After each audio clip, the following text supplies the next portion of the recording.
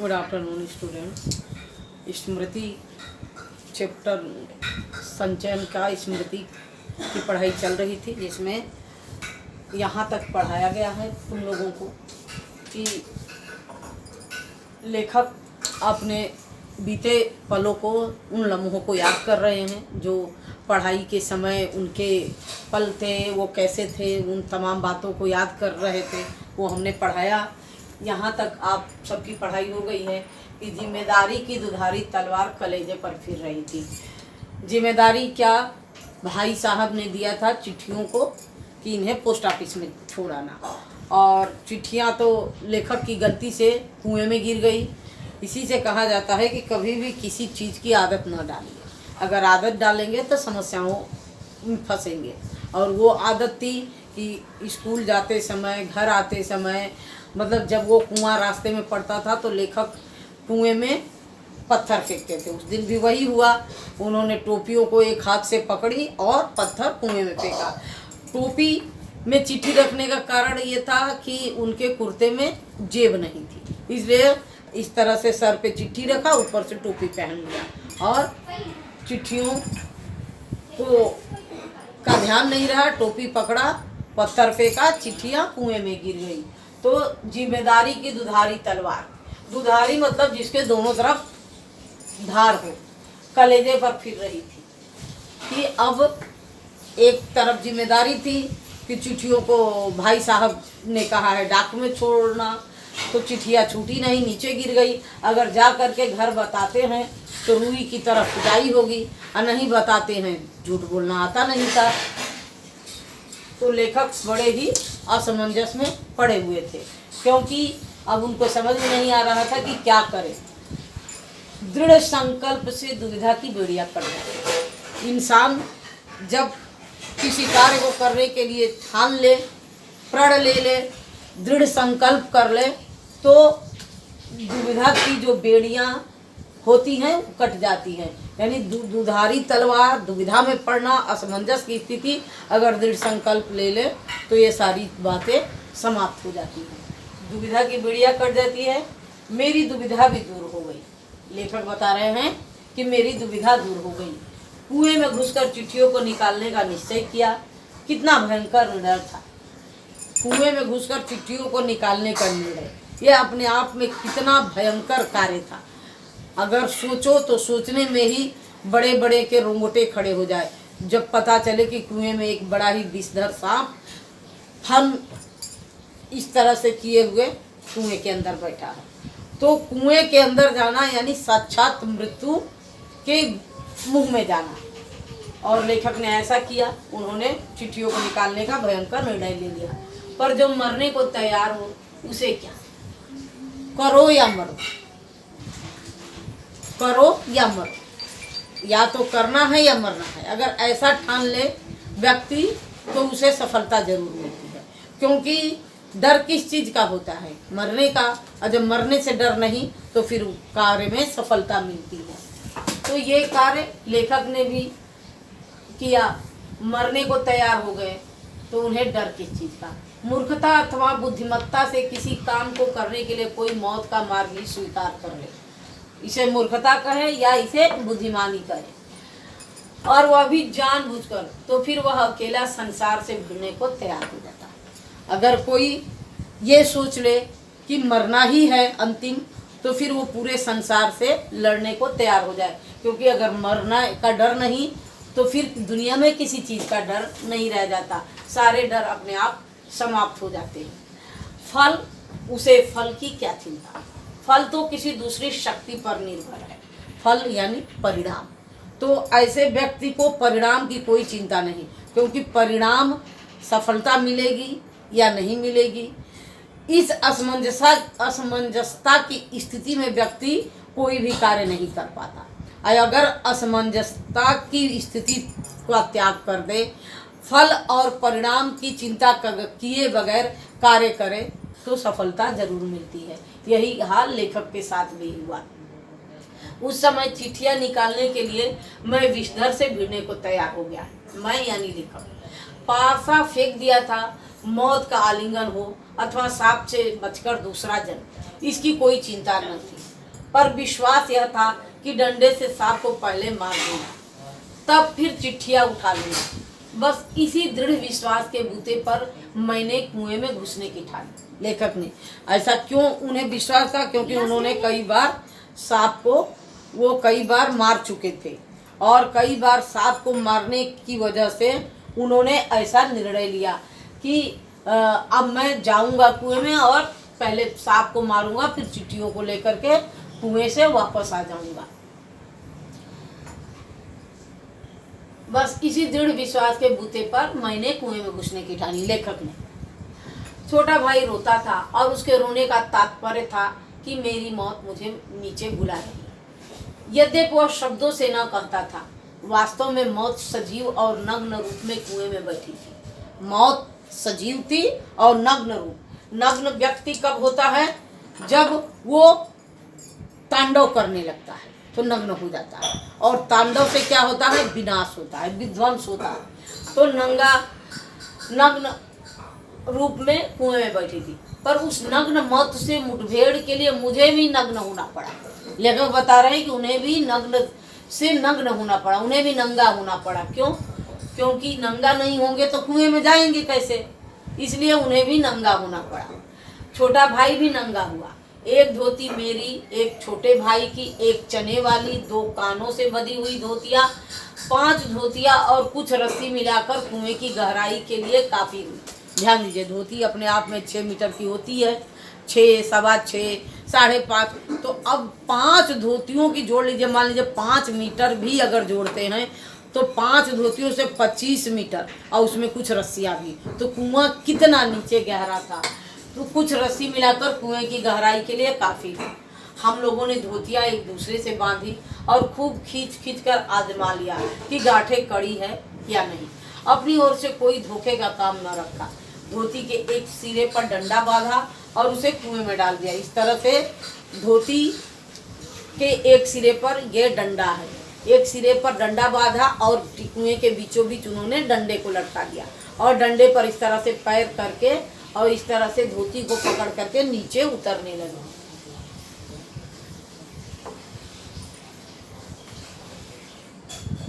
डंडा बांधा और उसे कुएं में डाल दिया। दूसरे सिरे को डेंग, वह लकड़ी जिस पर चरसपुर टिकता है।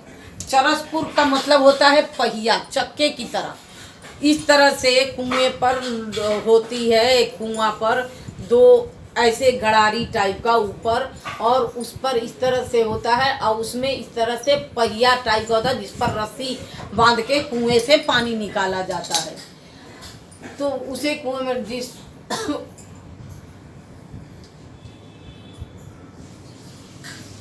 काफ़ी हुई। हम लोगों ने धोतियाँ एक दूसरे से बांधी और खूब खींच कर आजमा लिया कि गांठें कड़ी है नहीं।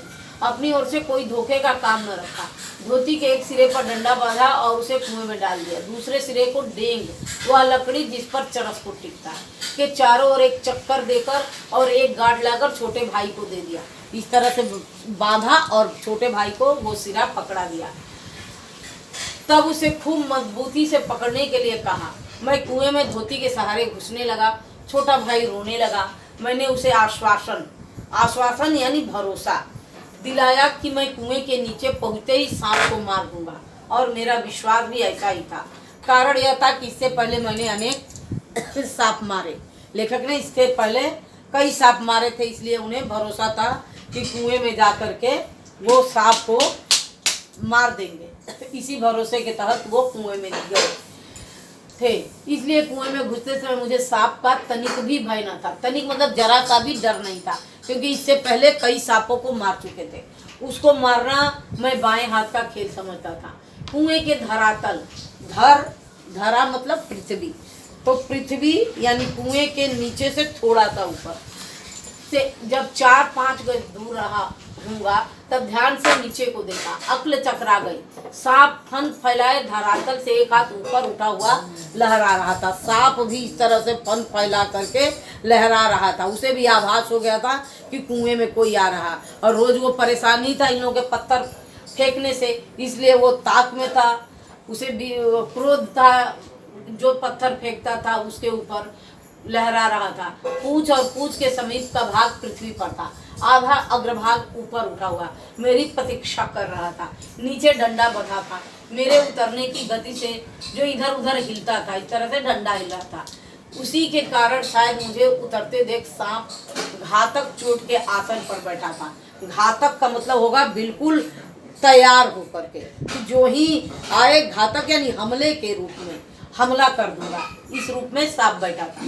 सपेरा जैसे बीन बजाकर काले सांप को खिलाता है और सांप क्रोधित हो फन फैलाकर खड़ा होता और फुंकार मारकर चोट करता है, ठीक उसी प्रकार सांप तैयार था। उसका प्रतिद्वंदी मतलब विरोधी मैं उससे कुछ हाथ ऊपर धोती पकड़े लटक रहा था।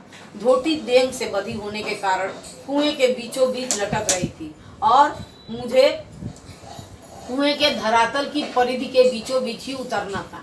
इसके माने थे सांप से 1.5-2 फुट गद नहीं की दूरी पर पैर रखना, और इतनी दूरी पर सांप पैर रखते ही चोट करता। स्मरण रहे, कच्चे कुएं का व्यास बहुत कम होता। कच्चा कुआं था मिट्टी का, तो मिट्टी अपने आप में फैली होती है, इसलिए व्यास यानी जगह बहुत कम था। नीचे तो वह 1.5 गज से अधिक होती ही नहीं। ऐसी दशा में कुएं में मैं सांप से अधिक 4 फुट की दूरी पर रह सकता था, वह भी उस दशा में जब सांप मुझसे दूर रहने का प्रयत्न करता। मतलब सांप तो दूर रहना नहीं चाह रहा था, वो तो काटने को तैयार था, तो अब उससे दूर रहना बड़ा मुश्किल था, पर उतरना तो था कुएं के बीच में, क्योंकि मेरा साधन बीचों बीच लटक रहा था। साधन यानी डंडा, जिस पर लेकर नीचे आ रहे थे धोती के सहारे। ऊपर से लटका कर तो सांप नहीं मारा जा सकता था, उतरना तो था ही, थकावट से ऊपर चढ़ भी नहीं सकता था। अब तक अपने प्रतिद्वंदी को पीठ दिखाने का निश्चय नहीं किया था। यदि ऐसा करता भी तो कुएं के धरातल पर उतरे बिना क्या मैं ऊपर चढ़ सकता था। धीरे धीरे उतरने लगा। 1-1 इंच जो मैं नीचे उतरता जाता था, त्यों मेरी एकाग्रचित्तता का मतलब होगा ध्यान, ठीक है। एकाग्रचित्ता मतलब ध्यान, स्थिर चित्त बढ़ती जाती थी। मुझे एक सूझ का मतलब होगा उपाय, तरीका सूझा। दोनों हाथों से धोती पकड़े हुए मैंने अपने पैर कुएं की बगल में लगा दिए। दीवार से पैर लगाते ही कुछ मिट्टी, मतलब दीवार के सहारे इन्होंने ऐसे पैर लगाया तो मिट्टी का था, कुछ मिट्टी नीचे गिरी और सांप ने फूं करके उस पर मुंह मारा। मेरे पैर भी दीवार से हट गए और मेरी टांगे कमर से संकोड़ बनाती हुई लटकती रही इस तरह से। पर इसे सांप से दूरी और कुएं की परिधि पर उतरने का ढंग मालूम हो गया। तनिक झूल कर मैंने अपने पैर कुएं की बगल से सटाए और कुछ धक्के के साथ अपने प्रतिद्वंदी के सम्मुख कुएं की दूसरी ओर 1.5 गज पर कुएं के धरातल पर खड़ा हो गया। आंखें चार हुई, शायद एक दूसरे को पहचाना। सांप को चक्षुश्रवा कहते हैं। चक्षुश्रवा, चक्षु मतलब आँख, श्रवा मतलब सुनना, यानी सांप के पास कान नहीं होता, वो आंखों से ही सुनते हैं, इसलिए सांप को चक्षुश्रवा कहते हैं। मैं स्वयं चक्षुश्रवा हो रहा था और मैं भी चक्षुश्रवा आंखों से एकाग्र होकर के सांप को देख रहा था। जरा सी भी ध्यान हटता तो सीधे मौत के मुंह में जाना था। अन्य इंद्रियों ने मानो सहानुभूति से अपनी शक्ति आंखों को दे दी। सारी इंद्रियां, हाथ पैर मस्तिष्क, सब मेरी इंद्रियां आंखों को सारी शक्ति दे दी थी। सांप के फन की ओर मेरी आंखें लगी हुई थी कि वह कब किस ओर को आक्रमण करता है। सांप ने मोहिनी सी डाल दी थी, शायद वह मेरे आक्रमण की प्रतीक्षा में था। पर जिस विचार और आशा को लेकर मैंने कुएं में घुसने की ठानी थी, वह तो आकाश कुसुम था। मनुष्य का अनुमान और भावी योजनाएं कभी कभी कितनी मिथ्या और उल्टी निकलती है। आकाश कुसुम का मतलब होगा अनहोनी, जिसे किया न जा सके, क्योंकि न तो किसी ने आकाश का फूल देखा है न लिया है। तो वो इन्होंने जो सोचा था, कभी कभी इंसान की योजनाएं मिथ्या होती है। मिथ्या मतलब गलत। कभी कभी योजनाएं और भावी योजनाएं कितनी मिथ्या और उल्टी निकलती है। मिथ्या यानी गलत निकल जाती है। इन्होंने ये सोचा कि नीचे जाएंगे, सांप को मारेंगे और चिट्ठी लेकर के वापस आएंगे, लेकिन डंडा मारने के लिए भी पीछे जगह होनी चाहिए। ये इस तरह करके ये मारा जाए, लेकिन कुएं में उतनी जगह नहीं थी, बहुत कम जगह थी, क्योंकि कुआं मिट्टी का था। मुझे सांप का साक्षात होते ही अपनी योजनाएं और आशा की असंभवता प्रतीत हो गई। डंडा चलाने के लिए स्थान ही न था। लाठी या डंडा चलाने के लिए काफ़ी स्थान चाहिए जिसमें वे घुमाए जा सके। सांप को डंडे से दबाया जा सकता था, पर ऐसा करना मानो तोप के मोहरे पर खड़ा होना था। सांप को यूं डंडा से दबा सकते थे, लेकिन अगर डंडा सांप के फन की बजाय उसके शरीर के किसी अंग को छूता या कहीं भटक जाता, सांप सीधे छलांग लगा के काट सकता था। तोप के मुहरे पर खड़ा होना था। यदि फन या उसके समीप का भाग न दबा तो फिर वह पलटकर जरूर काटता, और फन के पास दबाने की कोई संभावना भी होती तो फिर उसके पास पड़ी हुई 2 चिट्ठियों को कैसे उठाता। 2 चिट्ठियां उसके पास उससे सटी हुई पड़ी थी और एक मेरी ओर थी। मैं तो चिट्ठियां लेने ही उतरा था। हम दोनों अपने पैतरे मतलब अपने अपने जगह से किस कब जो है किसको चांस मिले। सांप इस पैतरे में था कि कब मारे काटे, और लेखक इसमें कि कब सांप का ध्यान भटके तो वो अपनी चिट्ठियां उठाए। पैतरों पर डटे थे। उस आसन पर खड़े खड़े मुझे 4-5 मिनट हो गए। दोनों ओर से मोर्चे पड़े हुए थे, पर मेरा मोर्चा कमजोर था।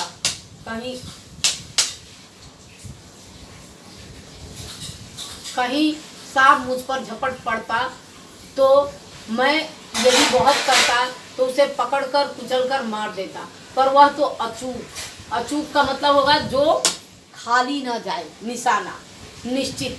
तरल विष मेरे शरीर में पहुंचा ही देता और अपने साथ साथ मुझे भी ले जाता। अब तक सांप ने वार न किया था, इसलिए मैंने भी अब तक पैतरा मतलब मुद्रा स्थिति में दोनों लोग आपस में खड़े थे। उसे डंडे से दबाने का ख्याल छोड़ दिया। ऐसा करना उचित भी न था। अब प्रश्न था कि चिट्ठियां कैसे उठाई जाए। बस एक सूरत थी, डंडे से सांप की ओर से चिट्ठियों को सरकाया जाए। यदि सांप टूट पड़ा तो कोई चारा न था, कुर्ता था और कोई कपड़ा न था जिसे सांप के मुंह की ओर करके उसके फन को पकड़ लूं। मारना या बिल्कुल छेड़खाड़ी न करना, ये 2 मार्ग थे। या तो सांप को मारे या बिल्कुल उससे छेड़े ना। सो पहला मेरी शक्ति के बाहर था, यानी मारने वाला। बाध्य होकर दूसरे मार्ग का अवलंबन करना पड़ा। अवलंबन यानी सहारा लेना पड़ा। डंडे को लेकर जो ही मैंने सांप की दाईं ओर पड़ी चिट्ठी की ओर उसे बढ़ाया कि सांप का फन पीछे की ओर हुआ। धीरे धीरे डंडा चिट्ठी की ओर बढ़ा और जो ही चिट्ठी के पास पहुंचा कि फुंकार के साथ काली बिजली तड़पी और डंडे पर गिरी। हृदय में कंप हुआ और हाथों ने आज्ञा न मानी। डंडा छूट पड़ा। मैं तो न मालूम कितना ऊपर उछल गया, जानबूझकर नहीं, यूं ही बिदक कर उछल कर जो खड़ा हुआ तो देखा डंडे के सिर पर 3-4 स्थानों पर पीप सा कुछ लगा हुआ। वह विष था। सांप ने डंडे पर अपना प्रभाव दिखा दिया, विष छोड़ दिया। सांप ने मानो अपनी शक्ति का सर्टिफिकेट सामने रख दिया था, पर मैं तो उसकी योग्यता का पहले से कायल था। माने लेखक तो जान ही रहे थे कि सांप काट सकता है, विष छोड़ सकता है, ये तो उसकी योग्यता से पूरी तरह वाकिफ थे। उस सर्टिफिकेट की जरूरत न थी। सांप ने लगातार फूंफू करके डंडे पर 3-4 चोटें की। वह डंडा पहली बार इस भांति अपमानित हुआ था, या शायद वह सांप का उपहास कर रहा था, क्योंकि कई बार सांप ने को डंडे ने मारा था। इस तरह से आज पहली बार ऐसा हुआ कि डंडा मार नहीं पाया तो वो अपमानित हुआ, या उसका मजाक उड़ा रहा था, क्योंकि विष छोड़ने के बाद भी डंडे का कुछ नहीं हुआ। उधर ऊपर फूंफू और मेरे उछलने और फिर वही धमाके से खड़े होने से छोटे भाई ने समझा कि मेरा कार्य समाप्त हो गया और बंधुत्व का नाता फूंफू और धमाके में टूट गया। उसने ख्याल किया कि सांप के काटने से मैं गिर गया। मेरे कष्ट और विरह के ख्याल से उसके कोमल हृदय को धक्का लगा। भातृ स्नेह के ताने बाने को चोट लगी। उसकी चीख निकल गई। छोटा भाई जो ऊपर था उसने सोचा, आवाज़ हुई तो वो चिल्लाने लगा, रोने लगा कि भाई को सांप ने काट लिया। ऐसा सोचकर छोटे भाई की आशंका बेजा न थी, मतलब निर्मूल न थी। वो जो आशा थी, आशंका थी छोटे भाई की, पर उस फूं और धमाके से मेरा साहस कुछ बढ़ गया। दोबारा फिर उसी प्रकार लिफाफे को उठाने की चेष्टा की। अब की बार सांप ने वार भी किया और डंडे से चिपट भी गया। डंडा हाथ से छूटा तो नहीं, पर झिझक, सहम अथवा आतंक से अपनी ओर खींच गया और गुजल्लक मारता हुआ सांप का पिछला भाग मेरे हाथों से छूटा। गुजल्लक मतलब इस तरह से सांप जो है ऐसे घूमते हैं ना, गोलाकार लेते हुए, उस तरह से उसका पिछला भाग लेखक के हाथों से छू गया। उफ, कितना ठंडा था। डंडे को मैंने एक और पटक दिया। यदि कहीं उसका दूसरा वार पहले होता तो उछलकर मैं सांप पर गिरता और न बचता। लेकिन जब जीवन होता है तब हजारों ढंग बचने के निकल आते हैं। वह दैवी कृपा थी। डंडे के मेरी ओर खिंचाने से मेरे और सांप के आसन बदल गए, मतलब जो स्थिति थी वो चेंज हो गई। मैंने तुरंत ही लिफाफे और पोस्टकार्ड चुन लिए, चिट्ठियों को धोती के छोर में बांध दिया और छोटे भाई ने उन्हें ऊपर खींच लिया। डंडे को सांप के पास से उठाने में भी बड़ी कठिनाई पड़ी। सांप उससे खुलकर उस पर धरना देकर बैठा था। डंडे पर सांप बिल्कुल धरना देकर बैठा था। जीत तो मेरी हो चुकी थी, पर अपना निशान गवा चुका था। आगे हाथ बढ़ाता तो सांप हाथ पर वार करता। इसलिए कुएं की बगल से एक मुट्ठी मिट्टी लेकर मैंने उसकी दाईं ओर फेंकी कि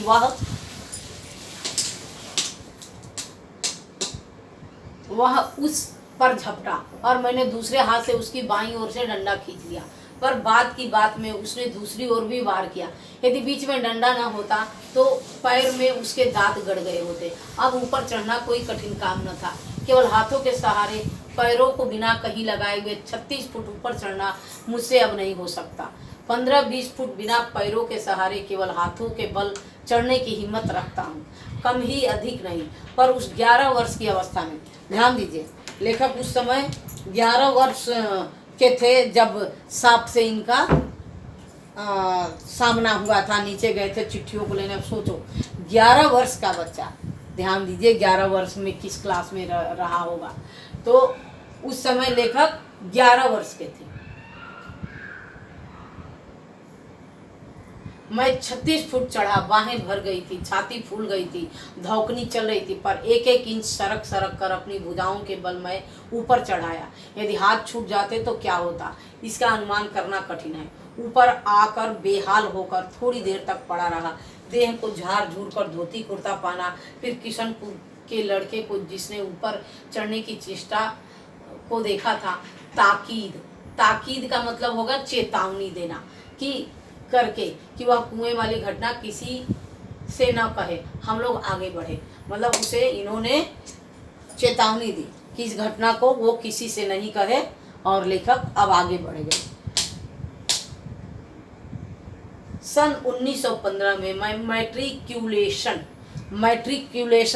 क्या होता है, टेंथ को कहते हैं मैट्रिक, इंटरमीडिएट को 11-12 को इंटरमीडिएट और 9-10 को मैट्रिकुलेशन पास करने के उपरांत यह घटना मैंने माँ को सुनाई। सरल नेत्रों से माँ ने मुझे अपनी गोद में ऐसे बिठा दिया जैसे चिड़िया अपने बच्चे को डैने के नीचे छिपा लेती है। डैना मतलब चिड़िया का पंख। कितने अच्छे थे वे दिन। उस समय राइफल न थी, डंडा था, और डंडे का शिकार कम से कम उस सांप का शिकार राइफल के शिकार से कम रोचक और भयानक न था। ये तो आप लोगों का स्मृति का चैप्टर आज समाप्त हो गया। अब क्वेश्चन आंसर हम देख लेते हैं। बोध प्रश्न ये मैं आप लोगों को डिस्कस कर देती हूँ। अब इसके बाद क्लास में डिस्कशन होगा पढ़ाते समय। ध्यान दीजिए। भाई के बुलाने पर घर लौटते समय लेखक के मन में किस बात का डर था। मक्खनपुर पढ़ने जाने वाली बच्चों की टोली रास्ते में पढ़ने वाले कुएं में ढेला क्यों फेंकती थी। सांप ने फुसकार मारी या नहीं, ढेला उसे लगा या नहीं, यह बात अब तक स्मरण नहीं। यह कथन लेखक की किस मनोदशा को स्पष्ट करता है। किन कारणों से लेखक ने चिट्ठियों को कुएं से निकालने का निर्णय लिया। सांप का ध्यान बटाने के लिए लेखक ने क्या क्या युक्तियां अपनाई। कुएं में उतरकर चिट्ठियों को निकालने संबंधी साहसिक वर्णन को अपने शब्दों में लिखिए। इस पाठ को पढ़ने के बाद किन किन बाल सुलभ शरारतों के विषय में पता चलता है। मनुष्य का अनुमान और भावी योजनाएं कभी कभी कितनी मिथ्या और उल्टी निकलती हैं का आशय स्पष्ट कीजिए। फल तो किसी दूसरी शक्ति पर निर्भर है। पाठ के संदर्भ में इस पंक्ति का आशय स्पष्ट कीजिए। अब इसके क्वेश्चन के आंसर पेपर में 3-3 नंबर 6 नंबर के आते हैं। 3 नंबर लायक आपको आंसर तैयार करना है और क्लास में डिस्कस करना है। आज आपका स्मृति चैप्टर कंप्लीट हो गया। ठीक है, ओके, थैंक्स।